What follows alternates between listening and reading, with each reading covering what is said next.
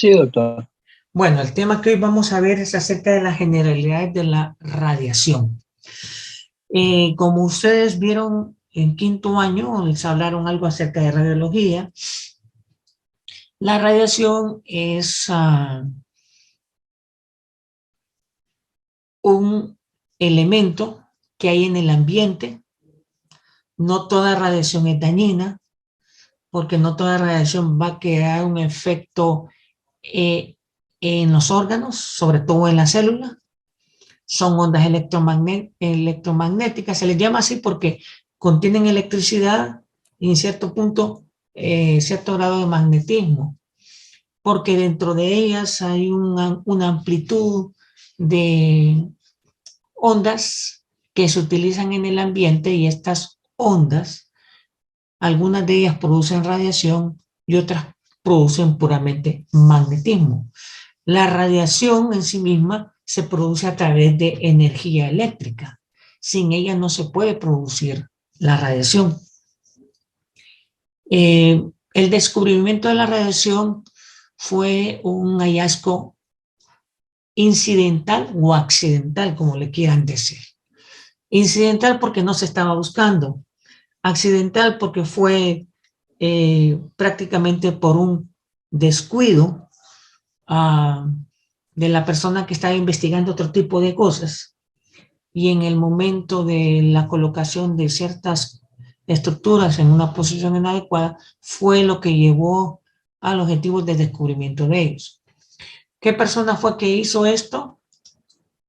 Fue este personaje que ustedes ven aquí. Él se llama Wilhelm Conrad Röntgen. Más o menos en el año de 1895, un 8 de noviembre, accidentalmente descubrió los rayos X. Él en realidad estudiaba sustancias fluoroscópicas o sustancias fluorescentes, mejor dicho. Él buscaba cómo estas sustancias fluorescentes podían interactuar con el ambiente.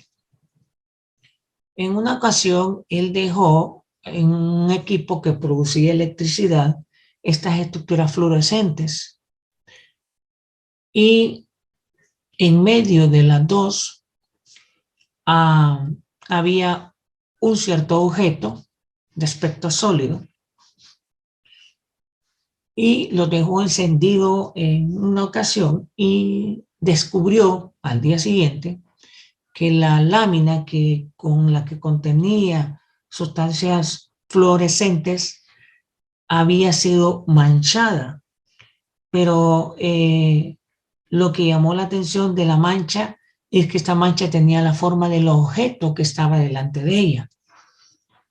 Y entonces él se dio cuenta que había sido impregnada por la imagen del objeto, pero que delante de este objeto había una estructura que provocaba cierto grado de electricidad.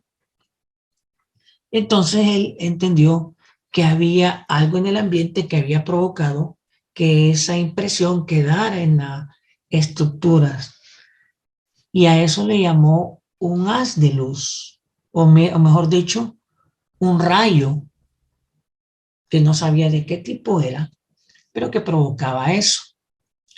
Él siguió investigando y el 28 de diciembre del mismo año, 1895, describió la existencia de un rayo en particular y lo habló en forma general a la comunidad científica y no hallaban qué nombre darle a este tipo de rayo. Entonces pusieron el nombre de X, mientras tanto se encontraba un nombre. Jamás se le cambió el nombre. Intentaron en algún momento ponerle los rayos Röntgen, pero no hubo un consenso y se quedó con el nombre de rayos X hasta la fecha del día de hoy, que no ha sido cambiado ni va a ser cambiado. El 5 de enero de 1896 se hizo una publicación acerca de este fenómeno y las características de este tipo de rayo. El 9 de enero, después de la Navidad, eh, fue evaluado nuevamente y para el año 1901 se le reconoció como uno de los inventores más grandes del mundo y dándole el premio Nobel a este descubridor. ¿Por qué? Porque este tipo de rayo permitía ver las estructuras y hacer una imagen de las estructuras a través de una lámina fluoroscópica. Y la lámina fluoroscópica sirvió como la lámina de rayos X que posteriormente se hizo convencional. ¿Qué pasó con estos rayos X? Bueno, la innovación de este rayo permitió ver estructuras, sobre todo los huesos, en el inicio, ¿verdad? Hasta tal punto que hasta en el libro de medicina interna que ustedes utilizan, ven una foto de una señora con un anillo y una mano en donde se ven las estructuras óseas. Esta es la mano de la esposa de este señor y fue publicada a nivel mundial porque los rayos X habían sido utilizados para ver esa mano en particular. En esos años no se sabía qué eran los rayos X, ni los efectos, ni nada por el estilo, y fue utilizada en muchas reuniones sociales hasta el punto que usaban estos aparatos y la gente se expuso a los rayos X. Posteriormente también hubo gente que una vez evaluado este tipo de rayos, descubrieron otro tipo de sustancias que producían una radiación mayor o más intensa que los rayos X que habían descubierto, ¿no? Y ahí es donde aparece María Curie y con otros científicos descubriendo el radio y algo otras sustancias radioactivas que posteriormente sirvieron para el área médica y el área industrial, pero que desgraciadamente, como no se conocían las consecuencias de esta radiación, mataron a mucha gente. Y es que la radiación mata. ¿Por qué la radiación mata? Porque la radiación en forma continua genera una alteración metabólica de la célula. A esto se le llama efecto estocástico. La radiación puede provocar dos efectos en las estructuras, un efecto determinístico y un efecto estocástico. El efecto determinístico es un efecto causado por radiaciones en dosis altas y los eventos de esta radiación se ven en horas, días o semanas. Por ejemplo, las radiaciones que recibieron las personas de la bomba atómica en Hiroshima se presentaron en días, semanas y meses. Pero a estas personas fueron las personas que estuvieran más allá de 100 kilómetros alrededor de la explosión. La gente que estuvo menos de esa distancia, pues murió instantáneamente.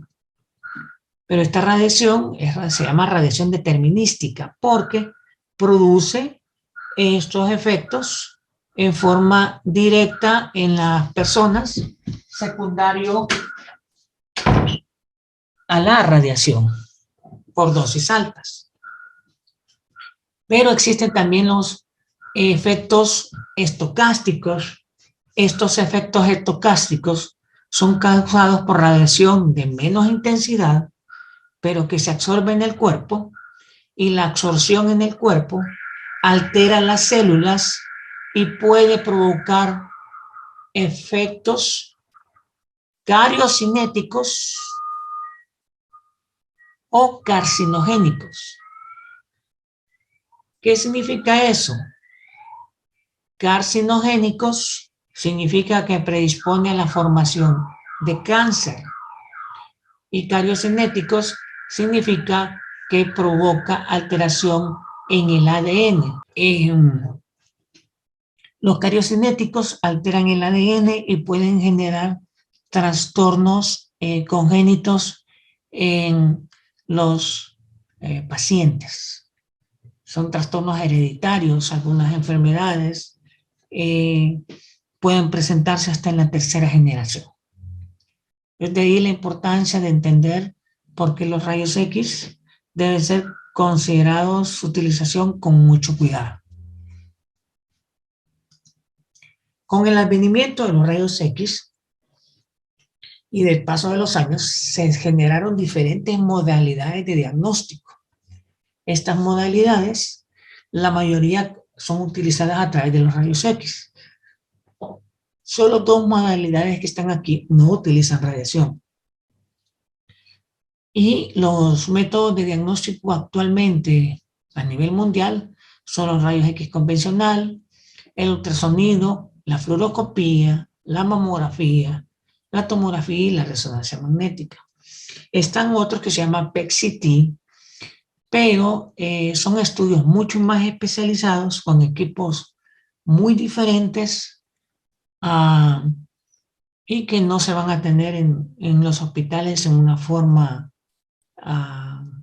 precisa. Son tan caros que la mayoría lo puede tener una institución privada. Dentro de estos métodos diagnósticos, el ultrasonido es una onda, pero no es una onda electromagnética, es una onda sonora.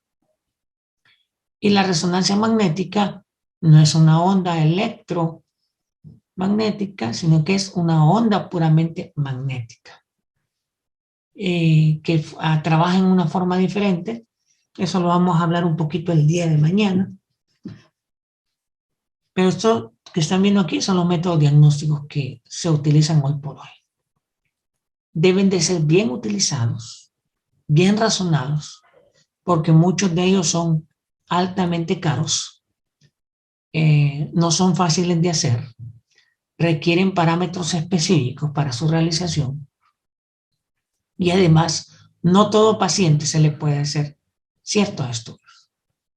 Tienen que cumplir ciertos criterios para poder realizarlos. De ahí la importancia de que ustedes tengan una anamnesis y un examen físico adecuado para saber cuál de todos estos métodos es el ideal para complementar su diagnóstico. Recuerden, los rayos X no les dan el diagnóstico, les complementan su diagnóstico. Algo importante de entender es que la radiación siempre ha existido. Este es un dibujo jocoso, ¿verdad? Pero la radiación siempre ha existido y existirá. En cualquier lugar que ustedes estén va a haber radiación. Por ejemplo, ahorita en sus casas donde están hay radiación. En este momento están con un teléfono, están recibiendo radiación. Están con una computadora, están recibiendo radiación.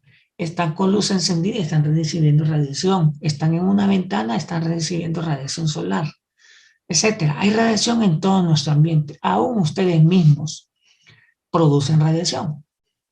Si sacaran todas las cosas de su cuarto, sin ninguna cosa eléctrica quedara en su cuarto, ni ropa, si quedaran sin ropa ustedes y solamente ustedes dentro de su cuarto, siempre habría radiación. Ustedes emanan radiación.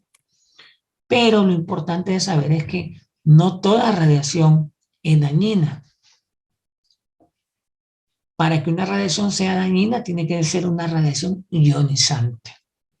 Y es ahí donde nosotros tenemos que entender las diferentes tipos de radiaciones. Aquí tienen un esquema donde muestran las ondas electromagnéticas, ¿verdad? Y estas ondas electromagnéticas las producen las antenas, el microondas, las computadoras, los celulares, el sol, los rayos X y los rayos gamma. Los rayos gamma son utilizados más para tratamiento del cáncer y sus derivados. Los rayos X pueden ser utilizados para diagnóstico o para tratamiento.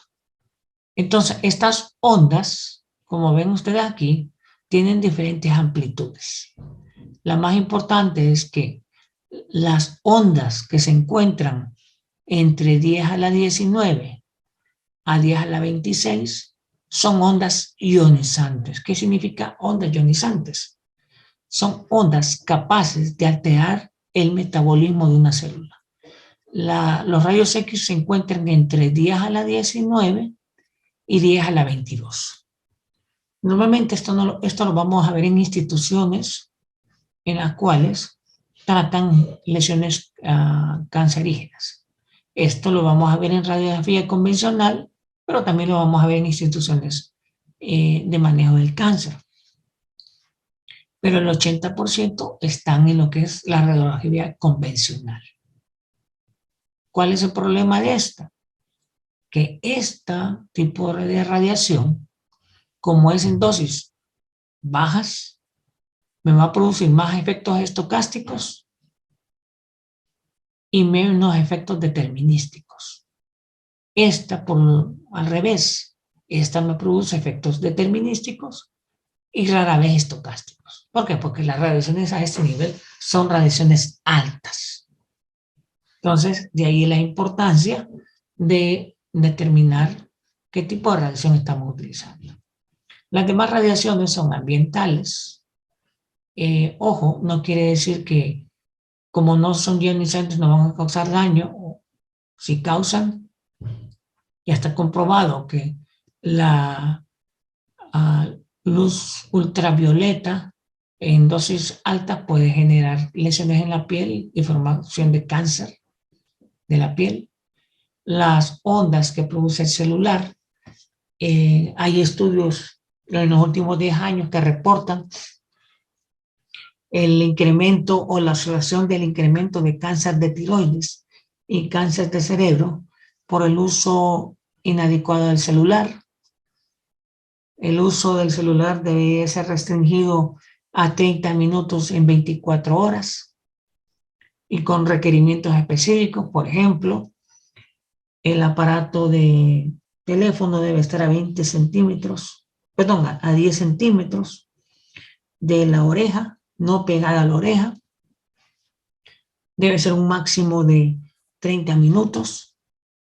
Si se va a utilizar para una videollamada, debe estar puesto en una mesa enfrente de uno y no cerca, muy cerca de uno.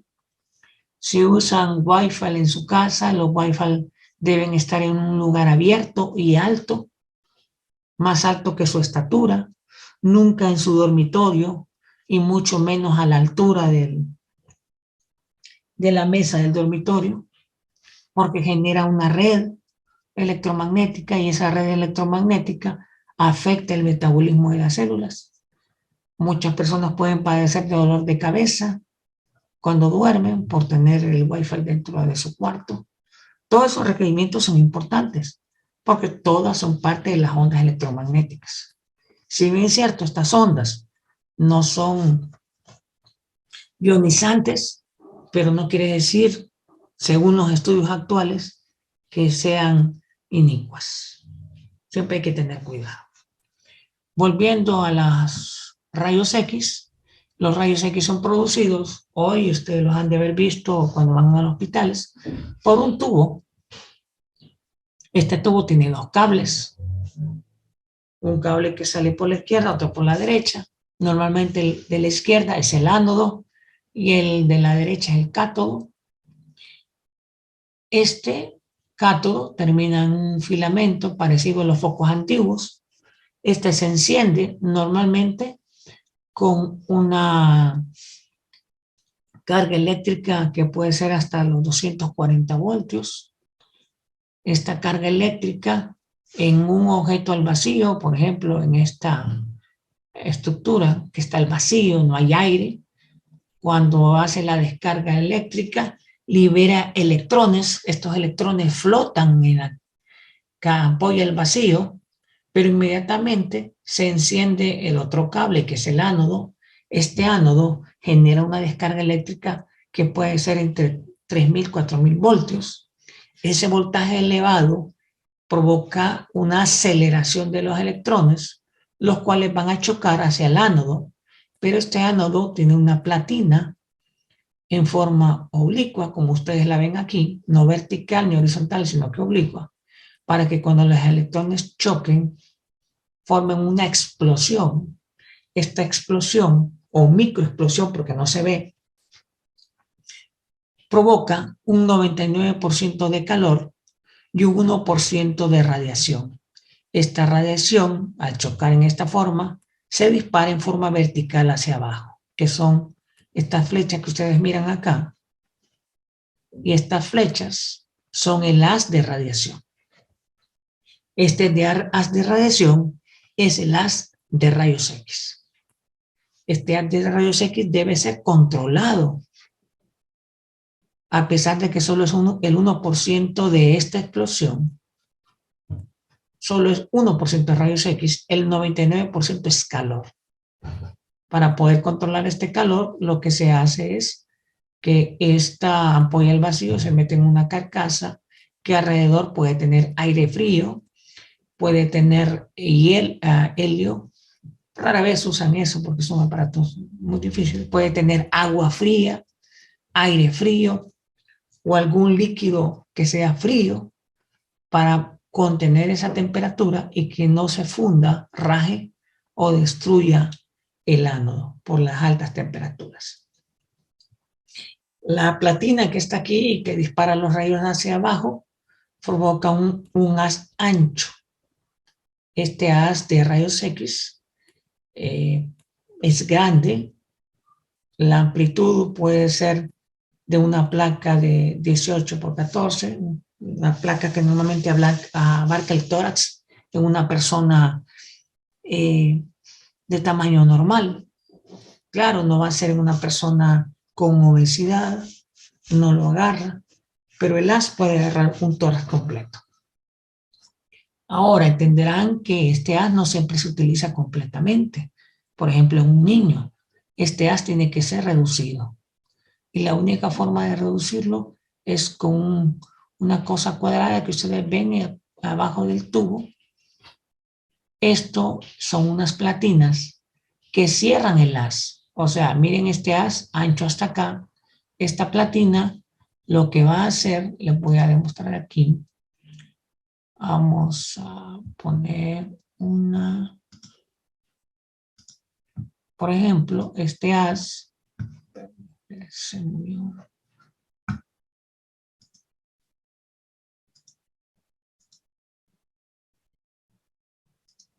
Este haz lo que hace es reducirlo.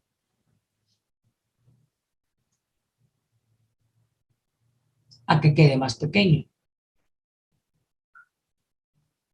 O sea, esto se va reduciendo hasta el punto que el haz se vuelve cada vez más pequeño y disminuye la cantidad de radiación que se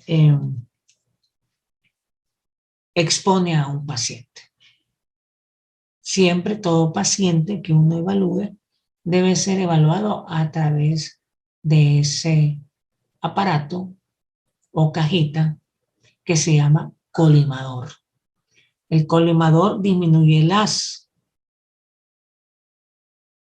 y la reducción del colimador se llama colimación.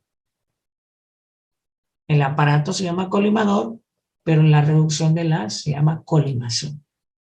Entonces, todo paciente debe utilizarse el colimador para que la colimación disminuya la cantidad de radiación. Y eso es lo que hacemos con los niños pequeños. Nunca se les olvide, porque es importante.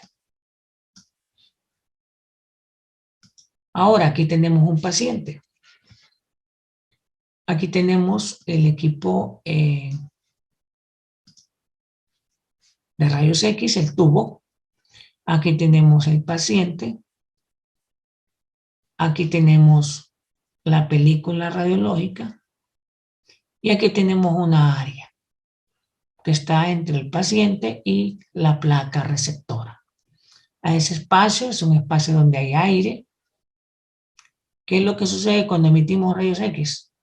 Al impactar los rayos X en la persona, el 80% de esta radiación se absorbe por él, pero el otro 20% se dispersa.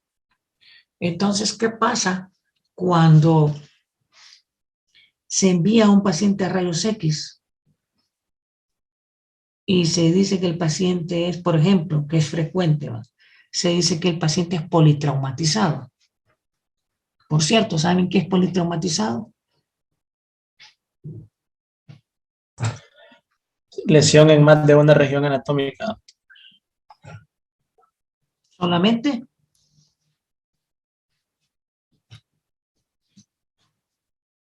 ¿Alguien más tiene algo otra? Opinión.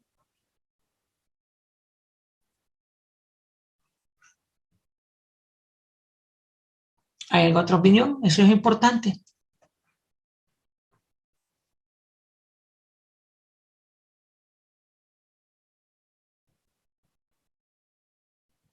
Es importante cuando vayamos a ver politraumatismo en trauma craneoencefalocraniano, saber si verdaderamente estamos con un paciente policontundido, polifracturado o politraumatizado. Son términos diferentes. Un politraumatizado es cuando tiene lesiones en 2 o más órganos que comprometen la vida del paciente. Si no tiene eso, no es politraumatizado. ¿Cuál es el problema de diagnosticar a un paciente politraumatizado? Que lo incluyen en un protocolo. Y este protocolo implica evaluación cráneo, cuello, tórax, abdomen y extremidades. Y puede implicar estudios radiológicos de cráneo, cuello, tórax, abdomen, pelvis y miembros inferiores. La cantidad de radiación que se va a exponer a este paciente es bastante alta. Y en algunas ocasiones, el paciente, entre comillas, politraumatizado, es enviado a rayos X. La mayoría de veces va solo. ¿Y quién termina yendo con ese paciente? No es el R3, no es el R2, no es el R1, ni siquiera el interno. Quien termina yendo en la mayoría de los casos es el de 6º año. Y usted va a estar a la par de este paciente. Eso significa que un 80% de toda la radiación que va a recibir este paciente, el 20% la va a recibir usted.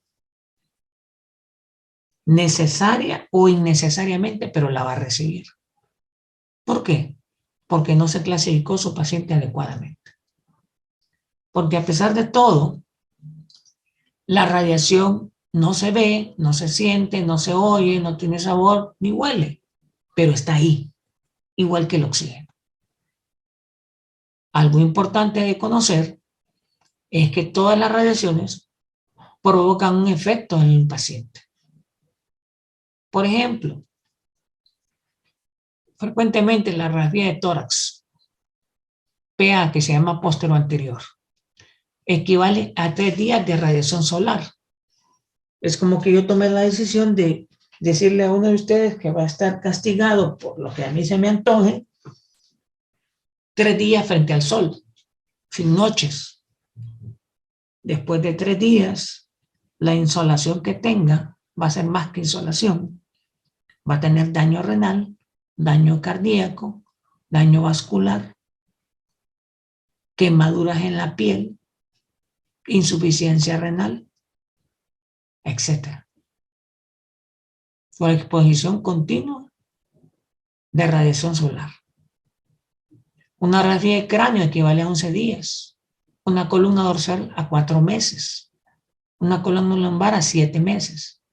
¿Se imagina cuánta radiación equivale a un paciente que usted lo diagnosticó como politraumatizado y que le van a hacer radiografía de cráneo AP lateral, columna cervical AP lateral, columna de tórax PA, AP, columna dorsal, columna lumbar, AP y lateral, radiografía de abdomen, radiografía de pelvis, radiografía de extremidades, porque como es politraumatizado, tiene lesiones en todas partes. Y algunas veces va a necesitar la tomografía de cráneo, la tomografía de tórax o la tomografía de abdomen. Y si está sospechando lesión abdominal, contrastada, otra tomografía más. ¿Cuánta radiación está recibiendo su paciente? Calculen en semanas y en meses. Un tránsito intestinal equivale a 16 meses de radiación solar. Una tomografía de cráneo equivale a 1 año. Una tomografía de tórax equivale a 3.6 años. Una tomografía de abdomen o pelvis a 4.5 años. Y si le mete contraste, a 9 años. Si a la de tórax le mete contraste, equivale a 7.2 años. A la de cerebro, equivale a 2 años. Entonces la cantidad de radiación que está recibiendo un paciente en pocas horas es altísima. Este es un esquema global.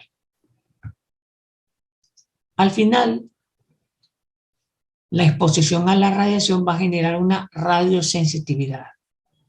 Esta radiosensitividad es la probabilidad que tiene una célula o tejido o órgano de ser afectado por una unidad de dosis. Lo que se está diciendo que al final es que es la posibilidad que tiene una célula que al ser sensibilizada o ionizada puede generar una alteración mitótica o altamente cariocinética, que es lo que está diciendo aquí al final. Esta se llama la ley de la radiosensitividad, creada por estos dos personajes, creo que eran franceses, pero que dice que toda célula es altamente sensible. Y aquí está definida por estructuras, cuáles tienen alta sensibilidad a la radiación, cuáles tienen media y cuáles tienen baja. Si ustedes se fijan, los que tienen alta son la médula ósea, el vaso, el timo, los nódulos linfáticos, las nódulas, el cristalino, los linfocitos. Hay que tener mucho cuidado con los niños pequeños con estarles pidiendo rayos X en forma inadecuada. Porque a 15 años usted no sabe si va a tener una alteración de la médula ósea o un linfoma. La incidencia de linfomas es altísima. ¿Por qué? Pues nadie ha hecho un estudio. En los expedientes no aparece, si el niño estuvo ingresado, no aparece cuántas radiografías de tórax le hicieron. Hay muchos niños que son hospitalizados por una neumonía y le piden radiografía en la mañana, en la tarde y en la noche. Y si se perdió en la noche, en la madrugada. Si está 10 días ahí, fueron 4 por 10, son 40 radiografías de tórax. Por 3 días, son 120 días de radiación solar. ¿Tendrá un cáncer este niño a los 15 años? ¿Podrá llegarlo a tener? Claro que sí. Pero nadie sabe.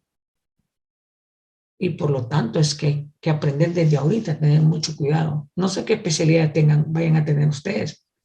Pediatras, ginecólogos, internistas. Pero desde ahorita son el futuro. Vayan pensando en tener mucho cuidado de cuándo, cómo y por qué solicitar un estudio radiológico. Porque no es que es inofensivo. A su tiempo tendrá su efecto. Los de media, la piel y los órganos como el hígado, el corazón y los pulmones. Los menos, el hueso, los músculos del sistema nervioso. Dentro de todos, el menos es el hueso. Aunque hay estudios del sistema nervioso que ya reportan cáncer por radiación.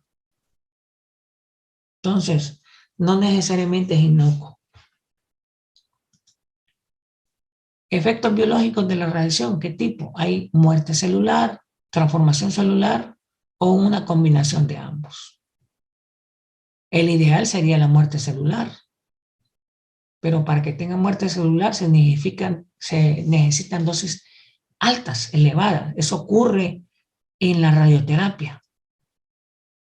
¿Han visto alguna paciente en el Hospital San Felipe con cáncer de cervix, con quemaduras en la piel o color rosáceo o engrosada?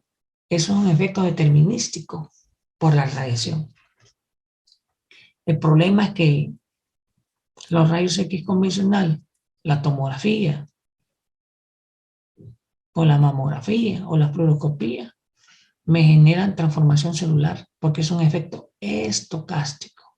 No se sabe cuándo, pero va a tener un efecto en los órganos o va a tener un efecto hereditario. Y es atribuible a grandes poblaciones. ¿Por qué? Porque son grandes cantidades de estudios radiológicos que se hacen. Efectos somáticos y hereditarios.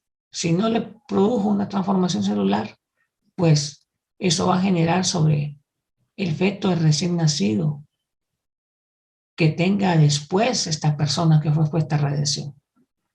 No es porque estaba embarazada, es porque la radiación se absorbió, ahí quedó. Quedaron células ionizadas que están, podríamos decir, como durmiendo, pero que se pueden activar en el momento de un embarazo.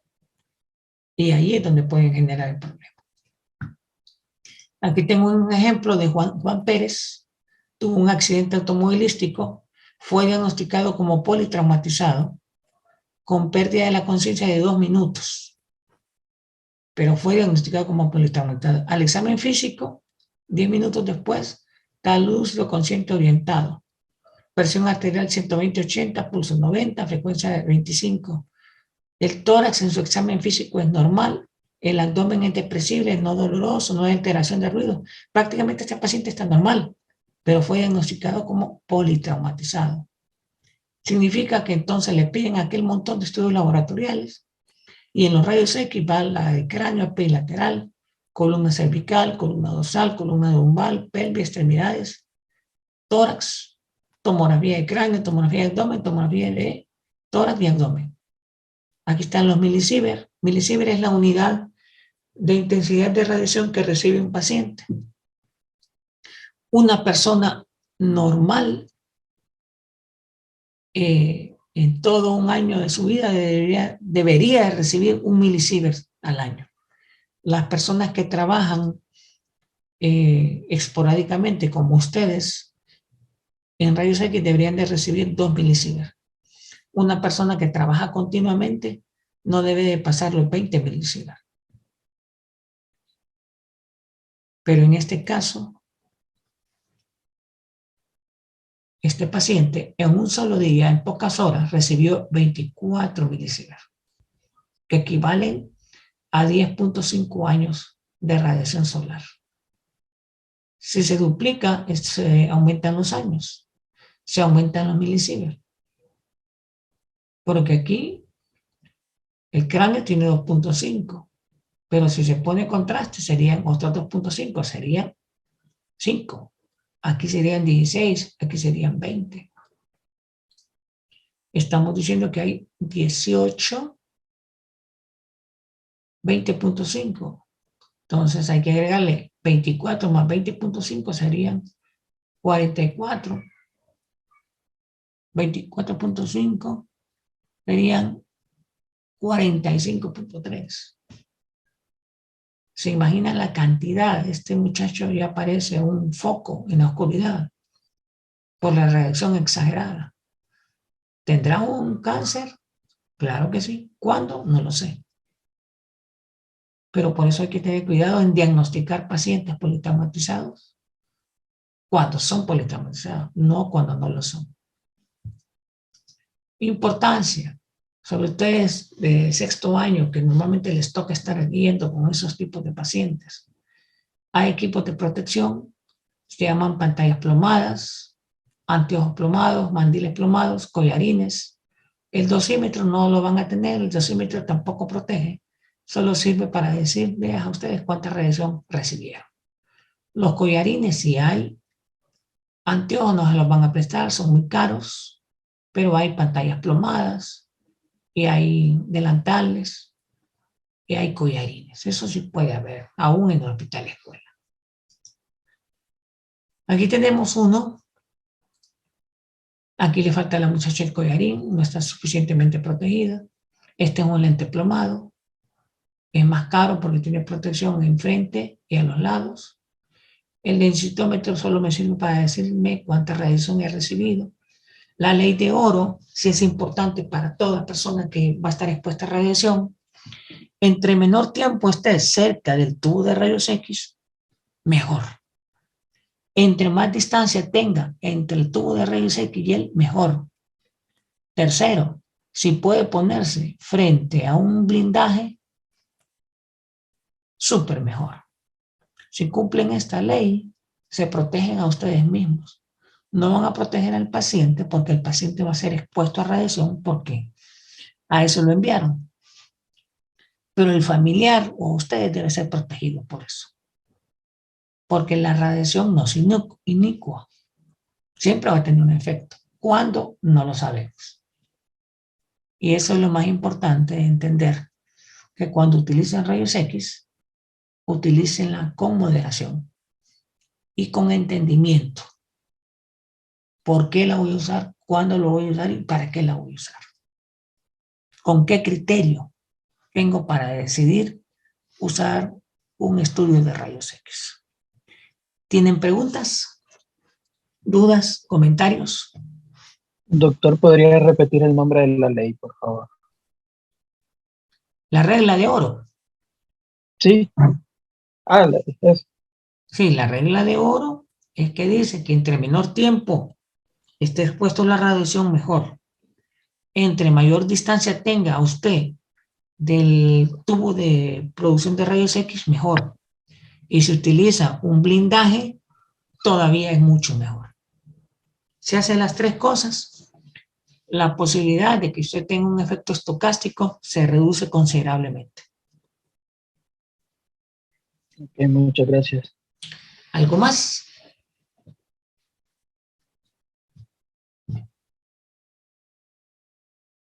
¿Sus demás compañeros?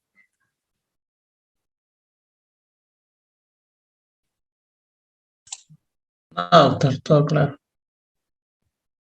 Doctor, Uh-huh. en cuanto a la regla que dice, cuanto menos tiempo se esté cerca de una fuente de radiación, luego de que se realiza una radiografía, que se emiten los rayos, aún en el ambiente, uno se puede contaminar o No, no. solo es durante la emisión. Solo es durante la emisión. ¿Por qué? Porque esa no es radiación continua. La radiación continua es en los estudios de fluoroscopía.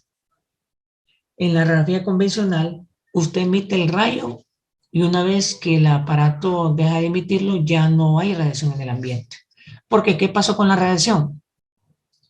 La radiación se absorbió en el paciente y se absorbió en las estructuras adyacentes al paciente.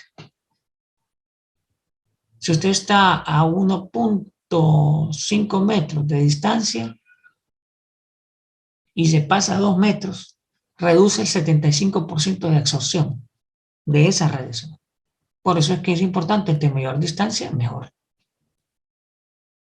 Una vez que el aparato deja de tirar rayos X, ya no hay exposición. En la fluoroscopía no, porque la fluoroscopía, el aparato no para, es continuo. Puede estar hasta 5 minutos encendido. En la tomografía también es continua.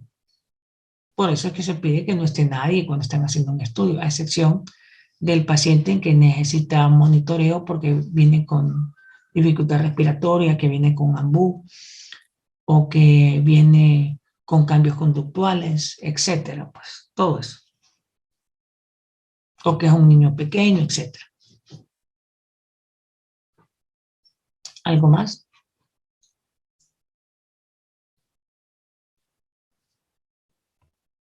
No, doctor, gracias. ¿No hay dudas, comentarios con respecto al tema?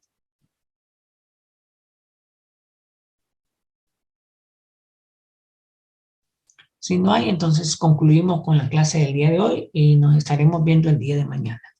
Que pasen una feliz tarde. Ok, doctor, Gracias, muchas doctor. gracias. Buenas tardes. Gracias.